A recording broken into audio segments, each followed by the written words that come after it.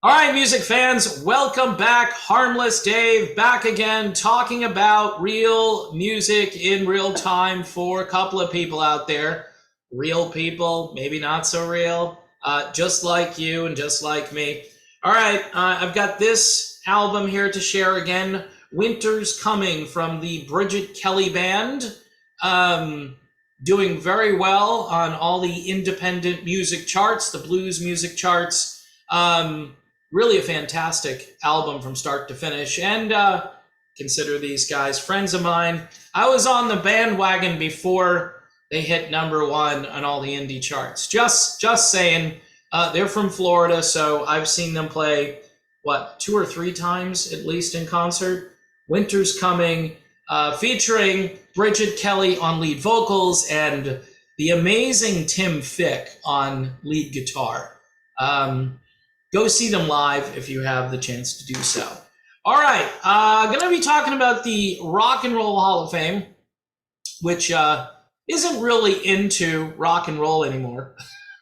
And they're telling you now, they're issuing statements. You could even say that they've kind of gone a little woke here, right? I know, you say that.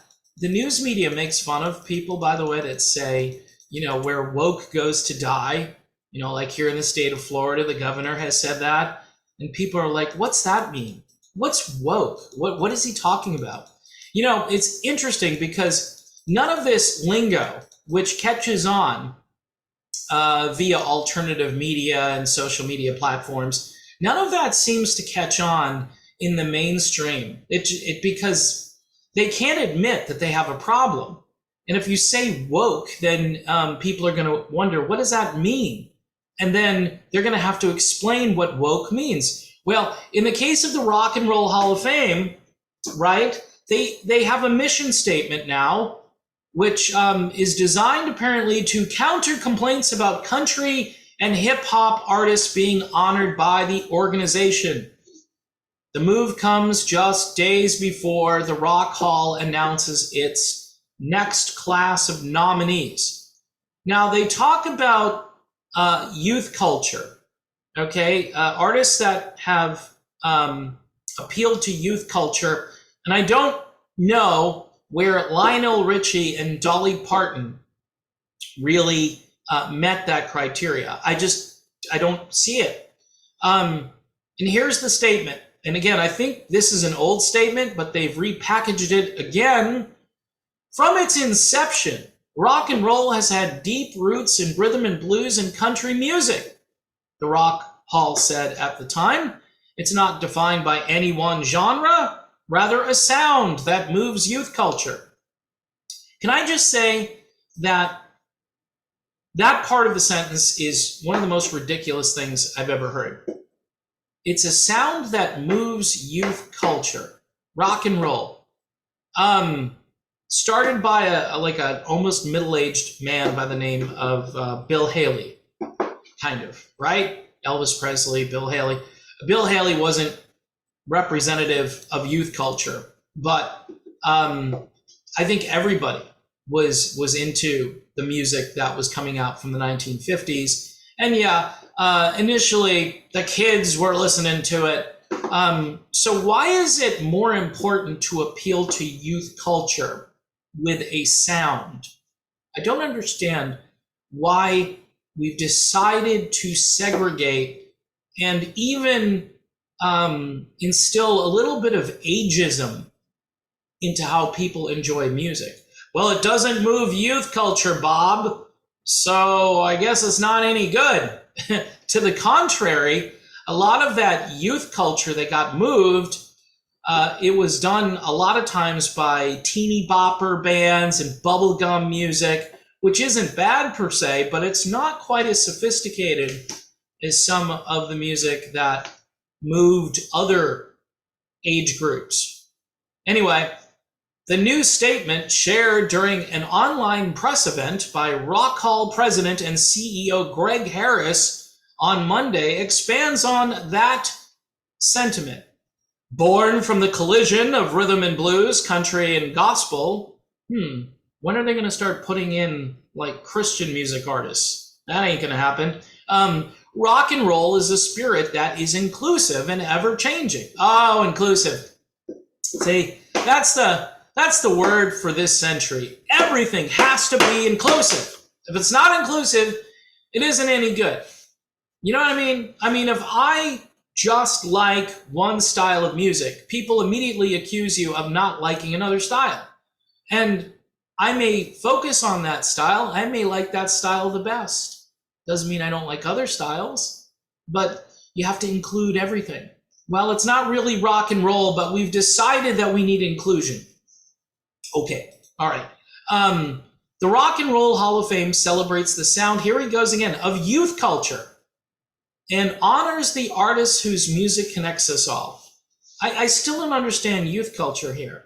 Eminem, Dolly Parton does not, never, I don't think ever inspired youth culture.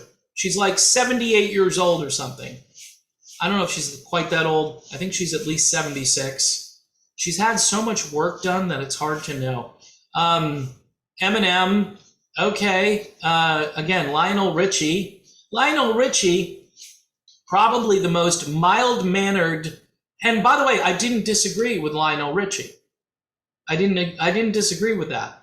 Duran Duran, Pat Benatar, Eurythmics. Carly Simon she appealed to youth culture. Carly Simon, Mrs. Adult Contemporary, who was performing music for 50-year-olds before the yacht rock genre was a thing. And by the way, I didn't disagree with Carly Simon either. She's won more awards than you can shake a stick at. She just wasn't in the Hall of Fame, and they need more women in the Hall of Fame because of inclusivity.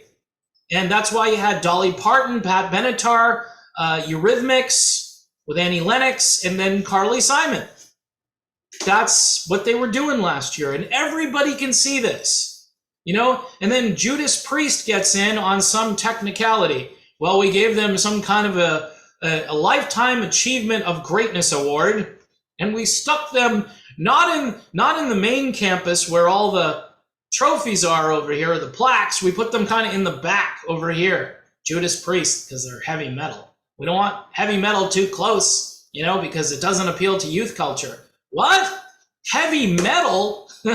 Heavy metal was youth culture in the 70s and 80s into the early 90s before the genre got destroyed by the next youth culture, you know, which was grunge. That's why all the grunge is fine, because it's horrible music, right? That, again, it sold well. Unfortunately, because of the mass marketing and the psyop and the entire industry saying, you know what, we see your danger poster up in your room, but rip it down, and we've got Alice in Chains that you can just plaster right over that, you know, or Firehouse. We see your Firehouse, but we raise you Soundgarden. Here is your Soundgarden. Please take it and love it. Pearl Jam, all that stuff, which I can't really stand that much. I do appreciate the fact, and I've said this, that most of the grunge music was real, played on real instruments, sung by real humans without auto-tune, and obviously without auto-tune, right? So at least I can respect that aspect of it. But getting back to this whole youth culture thing, why do you define music in that way? First of all, you basically tell everybody, look, if it doesn't really move youth culture, that's why you're seeing the rap artists. You're probably going to start to see some of the whiny pop singers from the 90s getting nominated again, even though it was mostly on AC radio where they were getting played, you know, Natalie Imbruglia, somebody like that. They're going to get nominated, even though I think they had like 2 songs that were hits. But doesn't matter because they moved youth culture. and you know, we've got to nominate more women. Now, I don't know about Natalie, but there probably will be, you know, a few nominations that, again, aren't really due to a well-known catalog. Certainly not people that are selling millions of albums who mainstream folks like myself enjoy. No, it's going to be Youth culture.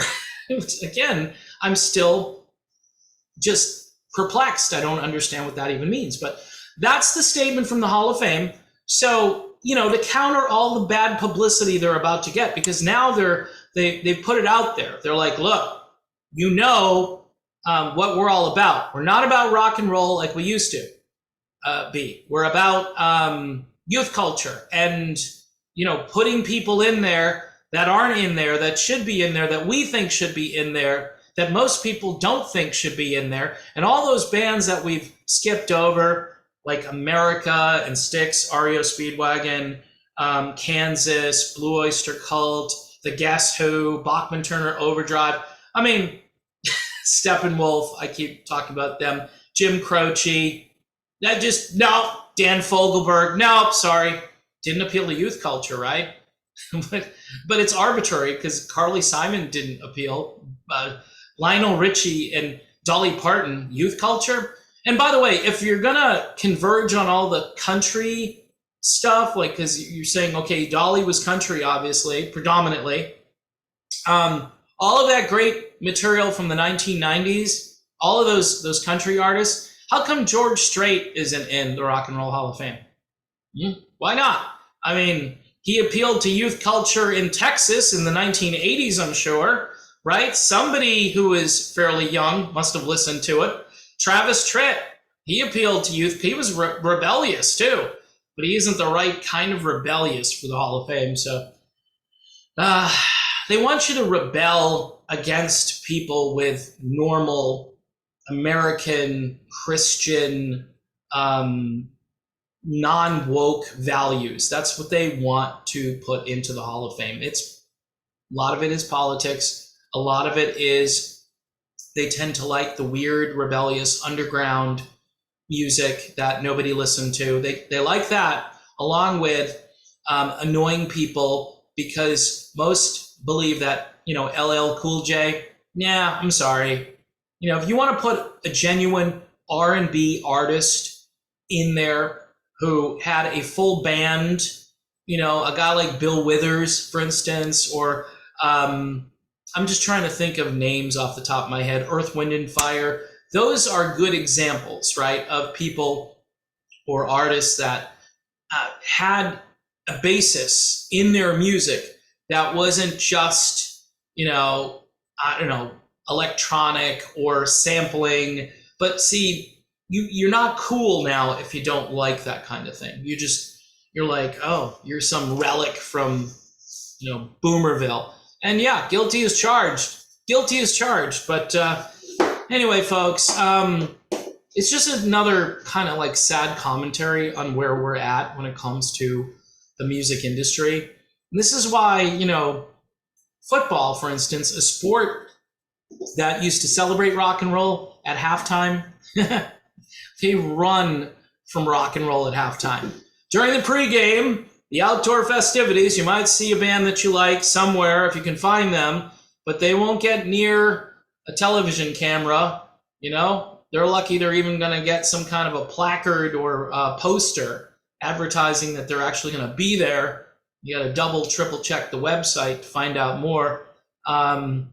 It's fine. I mean, fewer and fewer people are engaging in the football thing anymore. It's just a fact. I mean, yeah, some years their ratings are okay, but from the people I talk to, they're less and less interested in the NFL because of their politics and the fact that the music is going to be horrible at halftime. And you're lucky to get through an entire NFL Super Bowl telecast without something offensive hitting you in the head, either a commercial or commentary or halftime. So why would you want to watch that? Anyway, I've rambled enough. See, I think there is a connection though between like the NFL and what they're doing and the Hall of Fame, what they're doing. I mean, I think a new music Hall of Fame should be implemented to run parallel to this failing institution known as the Rock and Roll Hall of Fame. Unfortunately, you've got a great name like the Rock and Roll Hall of Fame, kind of like the Football Hall of Fame, right? What tops that? Well, I'm sure people could come up with something that would be authentic and people would gravitate toward. And of course, it would be called Every Name in the Book because it's not inclusive. No, it's not inclusive because it's going to focus on one genre or, even under that big tent, but being much more selective and also based on merit rather than the bean counting strategy of we need more of this in the Hall of Fame. All right. A little under the weather today, but pushing through here. Thanks for watching. Bridget Kelly Band, winter's coming. We're into February, so winter's here. Thanks again to everybody who supports me over on Patreon, also YouTube memberships. We're into a new month, so typically we lose a few folks over on Patreon. It's just the way it works, and I get depressed when I see those numbers start coming in. So if you'd like to support the channel, now's a great time to start. $1 a month, that's all I'm asking. They just built a Starbucks near where I live, which is kind of interesting. I think the starting price for a cup of Starbucks coffee is something like $4.99 for small. So think of it this way. You can do without a Starbucks once and support my channel. That's all I'm asking for. All right. See you soon, and thanks again.